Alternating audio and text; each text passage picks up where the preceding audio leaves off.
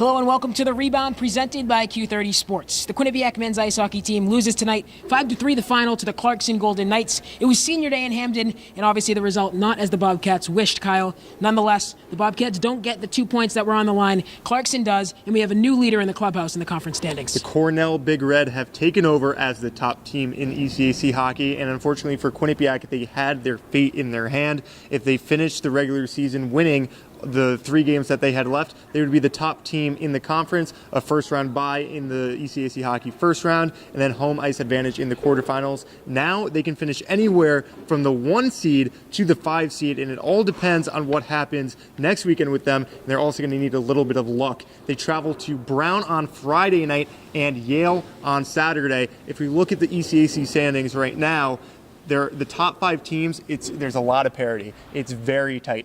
Yale is 3 points behind Quinnipiac in the standings, and Quinnipiac faces Yale to end the season. So if Quinnipiac ties Yale on Saturday, they are guaranteed a bye in the first round. If they beat Brown, they're also guaranteed a bye, but at the very least, they need to tie Yale, because then they will have a 1-0-1 record against them, and that is the tiebreaker. It doesn't matter if they have the same amount of league points. Yeah. They will have the better head-to-head record against Yale. So a tie next weekend against Yale guarantees we will be back at Frank Perotti Jr. Arena for the quarterfinals. Yes, that's right, at least one more time. All right, so there's a special milestone in tonight's game. Quinnipiac senior captain Chase Prisky becoming the Quinnipiac defenseman with the most goals all time. He set that record with 2 goals tonight. His first goal tied it. His second goal broke the record. Of course, he'd like it to come on a better night in which the team wins, but I mean, this kid has been incredible for this program. And that's the type of player he is. He's selfless as they come, and that's why he was a 2-time captain for the Bobcats. But his 2 goals, they came in style. He said he might have not scored goals as pretty as that one where he had to split the 2 defenders, make a nice move on Jake Kiley, the goalie, and then risks it in. But he hadn't made a move that well since he played back in Florida high school hockey. Very deservingly so of the record.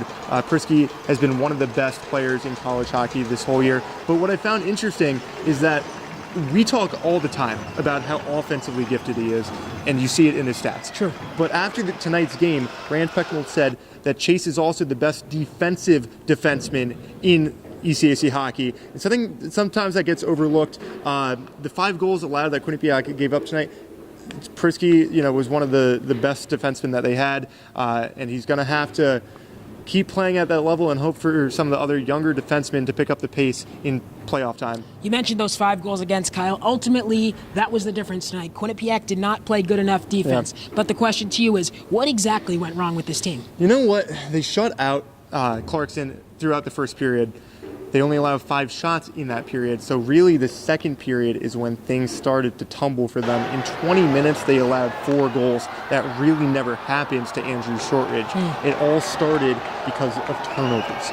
A lot of younger members, I saw Peter DeLibertori turned it over a few times in the neutral zone, and then elite scorers for Clarkson would take the puck, make some nice moves, and Andrew Shortridge was left in the dust. He didn't have anyone to bail him out.